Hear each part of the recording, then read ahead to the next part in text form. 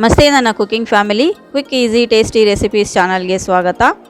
ನೀವಿನ್ನೂ ಈ ಚಾನಲ್ನ ಸಬ್ಸ್ಕ್ರೈಬ್ ಮಾಡಿಲ್ಲ ಅಂದರೆ ಸಬ್ಸ್ಕ್ರೈಬ್ ಮಾಡಿ, ಲೈಕ್ ಮಾಡಿ ಮತ್ತು ಶೇರ್ ಮಾಡಿ. ಒಳ್ಳೊಳ್ಳೆ ರೆಸಿಪೀಸ್ ವೀಡಿಯೋಸ್ ಎಲ್ಲ ಅಪ್ಲೋಡ್ ಮಾಡಿರ್ತೀನಿ. ಈ ಹಿಂದಿನ ವಿಡಿಯೋದಲ್ಲಿ ನಾನು ಬಾಳೆಕಾಯಿಯ ಕೂಟ್ ಮಾಡೋದು ಹೇಗೆ ಅಂತ ತೋರಿಸ್ಕೊಡ್ತಾ ಇದ್ದೀನಿ. ಈ ಕಪ್ಪಲ್ಲಿ 1 ಕಪ್ಪು ಕಡಲೆಬೇಳೆ ತೊಗೊಂಡು ಅದನ್ನು ತೊಳೆದ್ಬಿಟ್ಟು ಕುಕ್ಕರಲ್ಲಿ ಒಂದು 2-3 ವಿಸಲ್ ಬರೋದಕ್ಕೆ ಹಾಕಿದ್ದೀನಿ. ಈ ಮಧ್ಯದಲ್ಲಿ ಮಸಾಲೆ ಬೇಕಾದಂಥದನ್ನೆಲ್ಲ ರೆಡಿ ಮಾಡ್ಕೋಬೋದು. ಒಂದು ಬಾಳೆಕಾಯಿ ಸಿಪ್ಪೆ ಬಿಡಿಸಿ ಚಿಕ್ಕ ಚಿಕ್ಕ ಪೀಸ್ ಮಾಡಿ ಕಟ್ ಮಾಡಿ ಇಟ್ಕೋಬೇಕು. 1-2-3 ಇಂಚು ಶುಂಠಿ ಸಿಪ್ಪೆ ಬಿಡಿಸಿ ತೊಳೆದ್ಬಿಟ್ಟು ಕಟ್ ಮಾಡಿ ಇಟ್ಕೊಂಡಿದ್ದೀನಿ. ಒಂದು ಚಿಕ್ಕ ಹೋಳು ತೆಂಗಿನಕಾಯಿನ ರೀತಿ ಕಟ್ ಮಾಡಿ ಇಟ್ಕೊಂಡಿದ್ದೀನಿ. 2 ಟೇಬಲ್ ಸ್ಪೂನ್ ಧನಿಯಾ ಮತ್ತು ಒಂದು 15 ಲವಂಗ ಮತ್ತು ಒಂದು 12 ಚಿಕ್ಕ ಚಕ್ಕೆ ಪೀಸು ಮತ್ತು ಒಂದು 6 ಮೆಣಸಿನ್ಕಾಯಿ, ಹಸಿಮೆಣಸಿನ್ಕಾಯಿ ಸಹ ಹಾಕೋಬೋದು. ಮೀಡಿಯಮ್ ಸೈಜ್ದು 4 ಈರುಳ್ಳಿ ಮತ್ತು ಒಂದು ಬೆಳ್ಳುಳ್ಳಿನ ಸಿಪ್ಪೆ ಬಿಡಿಸಿಟ್ಕೊಂಡಿದ್ದೀನಿ. ನೋಡಿ, ಕಡಲೆಬೇಳೆ ಒಂದು 3 ವಿಸಲ್ ಬಂದಮೇಲೆ ಒಂದು ಮುಕ್ಕಾಲು ಬೆಂದಿರುತ್ತೆ. ಬಾಣಲಿನಲ್ಲಿ 1 ಟೇಬಲ್ ಸ್ಪೂನ್ ಎಣ್ಣೆ ಹಾಕಿ 2 ಟೇಬಲ್ ಸ್ಪೂನು ಧನಿಯಾ, ಚಕ್ಕೆ, ಲವಂಗ, ಶುಂಠಿ, ಮೆಣಸಿನ್ಕಾಯಿ, ಈರುಳ್ಳಿ ತೊಳೆದ್ಬಿಟ್ಟು ಕಟ್ ಮಾಡಿ ಇಟ್ಕೊಂಡಿರುವಂಥ ಈರುಳ್ಳಿ ಮತ್ತು 1-2 ಟೊಮೊಟೊನ ಪೀಸ್ ಮಾಡಿ ಹಾಕ್ಕೋಬೇಕು ಮತ್ತು ಬಿಡಿಸಿಟ್ಕೊಂಡಿರುವಂಥ ಬೆಳ್ಳುಳ್ಳಿ ಹಾಕ್ಕೋಬೇಕು. ಚೆನ್ನಾಗಿ ಹುರ್ಕೋಬೇಕು.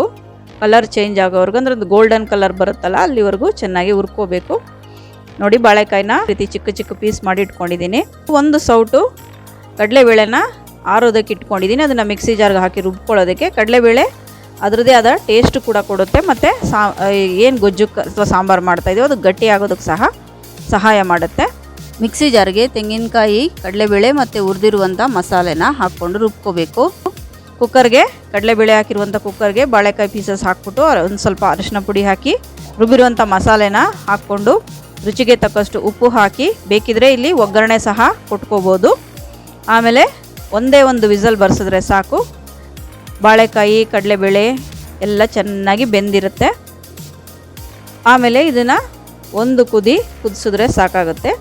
ನೀರನ್ನು ನೀವು ಎಷ್ಟು ಬೇಕೋ ಅಷ್ಟು ಹಾಕ್ಕೋಬೋದು.